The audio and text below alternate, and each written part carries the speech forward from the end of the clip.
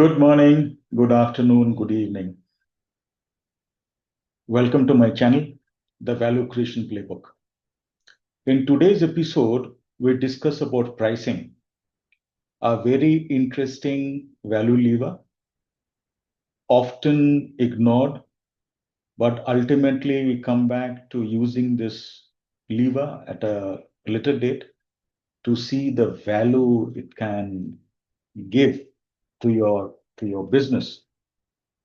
This is our channel, which is your go-to space for transformation, turnaround, and growth strategies. If you are new here, don't forget to hit that like button, subscribe, and click the bell icon so that you never miss an episode.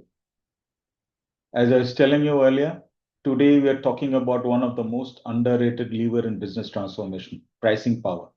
Too often, leaders chase growth by cutting costs or boosting sales volume, but overlook the fact that small shifts in pricing strategy can deliver huge EBITDA impact, sometimes faster than other initiatives. In this episode, we explore some strategic pricing, value-based models, etc., to support your transformation journey. Let's dive right in.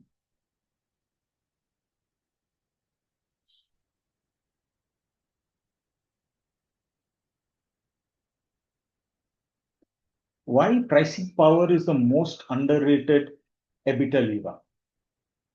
Here's a fun question. If you could increase your profits tomorrow without firing anybody or building a new factory, would you do it? Of course you would. That's what strategic pricing can do. Yet in turnaround modes, leaders often rush to cut costs because it feels immediate and heroic. But cost cuts are like crash diets, quick results but eventually do not go well. The key is moving from cost plus to value based thinking. This means understanding exactly what customers are paying for, how much they value it, and how much more they might pay for it. The takeaway is simple. Pricing isn't just an afterthought once costs are cut. It's primary lever for immediate and long-term margin expansion. Look at the PepsiCo example. That closely resonates to what I just said. Now let's talk about value-based pricing, which is essentially capturing the worth you create. But let's be honest, customers don't care how much sometimes it costs you to make. They care about what it does for them. That's the essence of value-based pricing. Your charge based on the value you deliver, not your internal cost structure. In B2B, that means pricing a software tool on the savings it generates or the revenue it enables. In premier consumer market, it could be a lifestyle lift, the time saved, or the status gained. The first step, segmentation. Figure out which customers will happily pay more for speed, reliability, or differentiation. Then prove the worth, total value delivered, risk avoided, etc. Adobe nailed this when they shifted from selling perpetual licenses to subscription-based Creative Cloud. They changed the model, a move that turned into a $19 million business. For companies in turnaround mode, this is the mind shift. From being a cheaper option to being the smart investment. And when you position yourself that way, customers start to justify the pricing that you asked for. Dynamic pricing, using data to optimize in real time. If you have heard my previous episodes where I talk of data, dynamic pricing is just being a grandmaster, chess master. It uses data, AI, and real-time signals to tweak prices on the fly, matching supply with demand. Airlines, Uber popularized them. But it's not all just their game alone.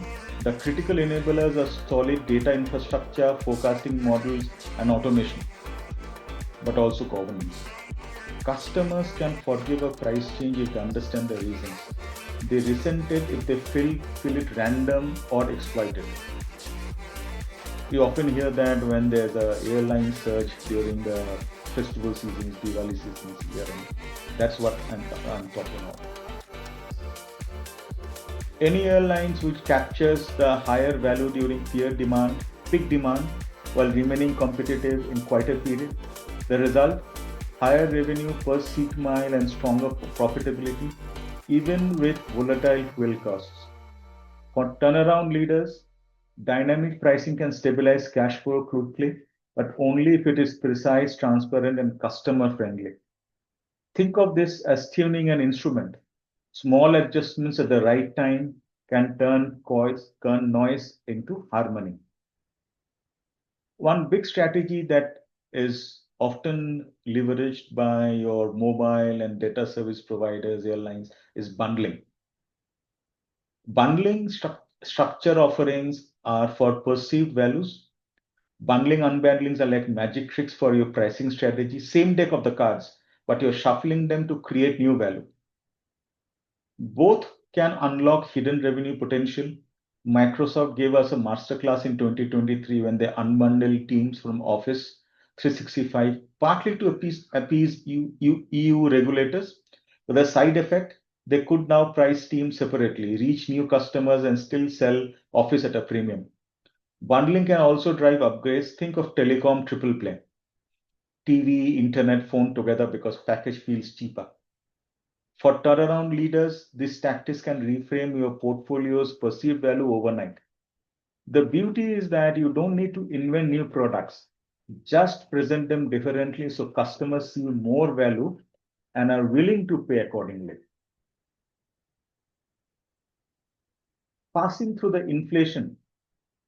So, inflation is an uninvited guest, let's be honest, that eats all your margins at the buffet. The instinct is to raise prices to cover rising costs, but done poorly, you will send customers running to your competitors. Procter and Gamble got this right in 2023. They increased prices selectively, but also ran campaigns showing improved product formulations, health benefits, and eco-friendly packaging. Customers didn't just see a higher price tag, they saw a better product and volumes held strong. In turnaround mode, the goal is to frame price changes as part of a broader brand improvement, not a desperate attempt to keep the lights on. That way, you maintain loyalty while protecting margins. Think of it as upgrading the menu while you raise the restaurant prices. No one complains without paying a little more for a better meal. Now, let's talk of leveraging tiered offerings, which is all about expanding margins across different segments. Tiered pricing is an art of letting customers choose how they want to spend and gently nudging them towards spending more. The good, better, best model works because it serves different market segments without losing profitability. Your entry tier attracts price sensitive buyers, your premium tier lifts your average selling price, and your middle tier often ends up being the sweet spot. Netflix pulled this off brilliantly in 2023. They introduced a low-cost ad-supported plan to bring in cost-conscious subscribers while simultaneously enhancing the premium tier with higher quality streams and new features. The result? Growth in both the subscriber numbers and the average revenue per user. For turnaround leaders, tiered offerings are a way to keep the doors open for all customer segments while strategically moving people up the value chain over time. It's like offering economy, business, and first class. The plane's going to the same place, but you have different people giving different reasons to pay for the journey. That's in short is all about tiered pricing. Now, let's talk about pricing for new market entry. Price too low and you risk being seen as cheap or low quality, price too high and you can't get traction. The key is balance. Tesla's 2023 entry into Thailand nailed this. They launched the competitive base prices to draw attention. That way they built market share quickly without sacrificing long-term profitability. For a turnaround leader, new market pricing should be staged. Phase 1 to win attention, Phase 2 to grow margins, Phase 3 to look into premium positioning. It's not just about numbers, it's about storytelling. Your launch price tells a story about where you fit in the market, And the evolution of that price tells the story of how your value grows over time.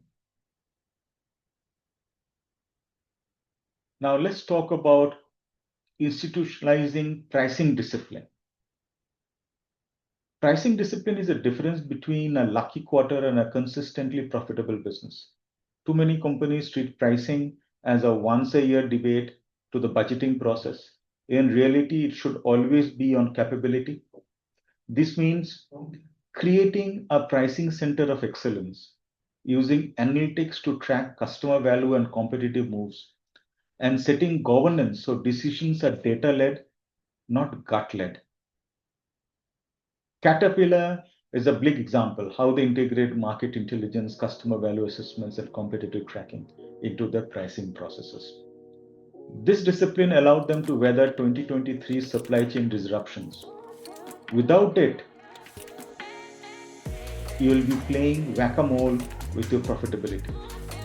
With it, you turn pricing into a strategic weapon that can deliver EBITDA growth year after year. Now that you have covered pricing, here's the big takeaway. Pricing isn't just math, it's strategy. The right pricing approach can strengthen margin, signal value, and give you the flexibility to reinvest in growth. In a turnaround, it's not about discounting to survive, it's about pricing to thrive. If you found this useful, hit like, subscribe, and share with someone in your network who's wrestling with margin pressures. Drop in your thoughts and comments. What worked for you in pricing strategy and what challenges have you faced? Until next time, remember, the price you set is the value you communicate. Till next time, take care, stay safe, and use